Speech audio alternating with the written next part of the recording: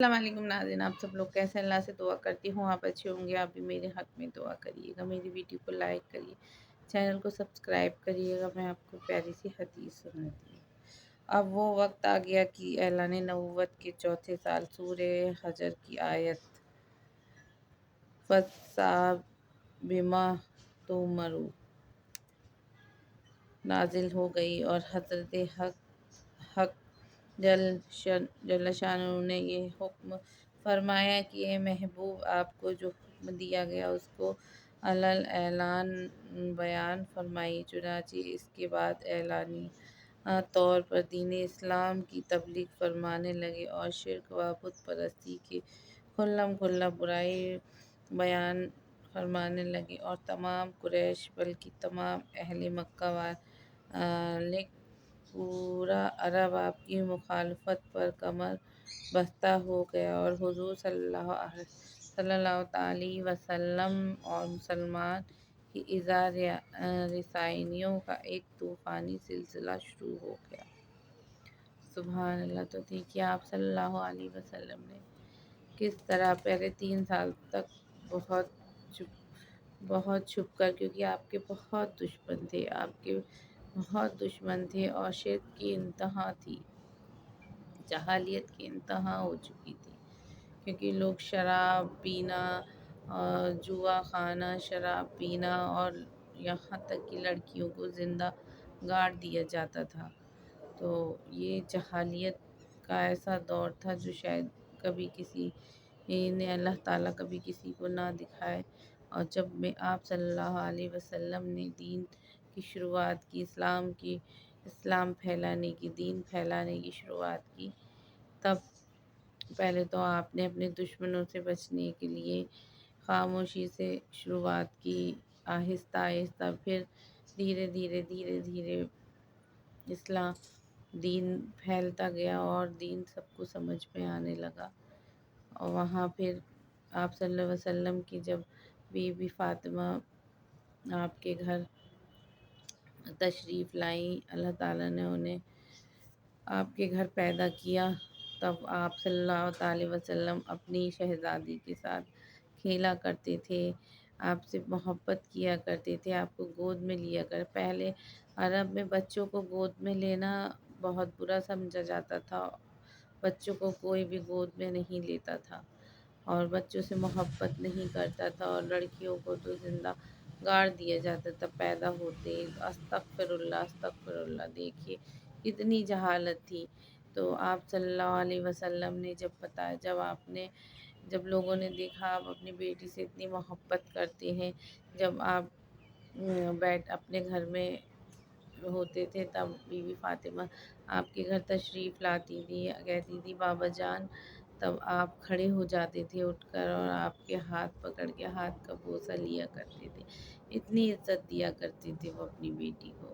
تو بیٹیاں بہت پیاری ہوتی ہیں، تو یہ جاہلیت کا زمانہ تھا، نہیں لوگ سمجھتے تھے، اور کچھ لوگ آج بھی جاہل ہیں، ان میں سے بہت سے ایسے لوگ ہیں جو جاہلیت کو آج بھی اپنے اندر پناہ دیتے ہیں۔ تو ایسا نہیں کرنا چاہیے، یہ سوچ بہت غلط ہے۔ بیٹیاں بہت اچھی ہوتی ہیں، اور جن کے پاس نہیں ہوتی ہے وہ بہت ترستے رہتے ہیں، جن کے پاس ہوتی ہے وہ قدر نہیں کرتے۔ بس اللہ تعالیٰ ہر بیٹی کا نصیب اچھا کرے، جن کے گھر میں بیٹی، ہر گھر میں اللہ تعالیٰ ایک بیٹی ضرور دے، کسی کی 3 ہوتی ہیں، کسی کی 4 ہوتی ہیں، تو لیکن اللہ تعالیٰ ہر گھر میں بیٹی پیدا کرے۔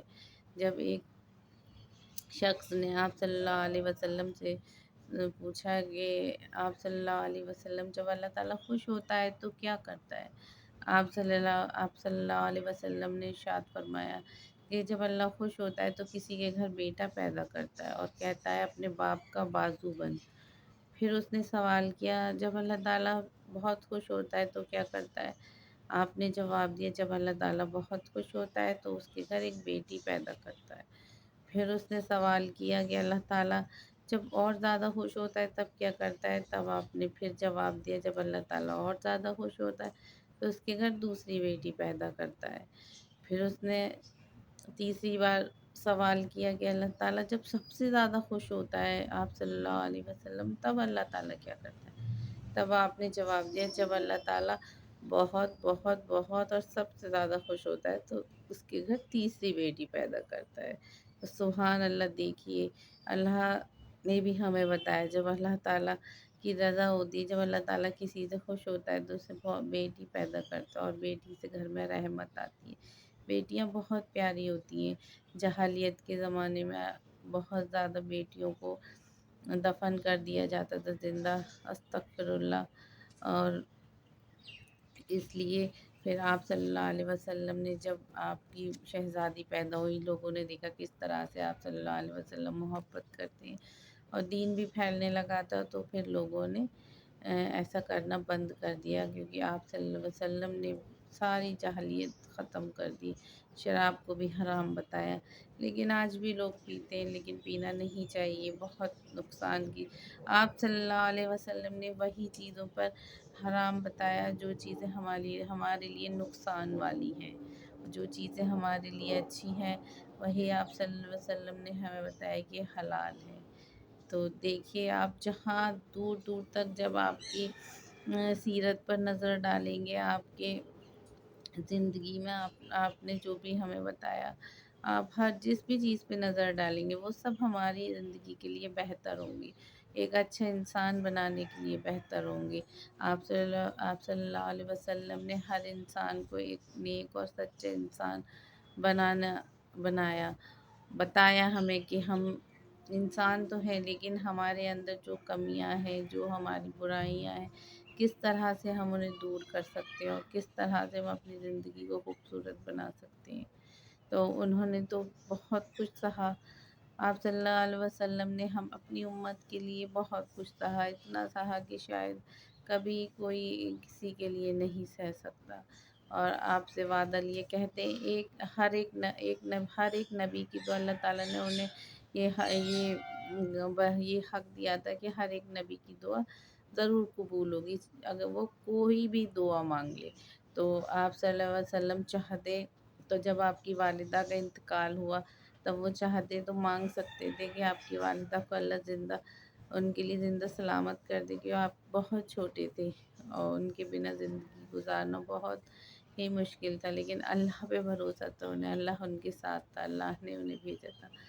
تو آپ صلی اللہ علیہ وسلم نے نہیں، انہوں نے اپنی ایک دعا بچا کر رکھی ہے اپنی امت کے لیے، اپنی امت کو بخشوانے کے لیے۔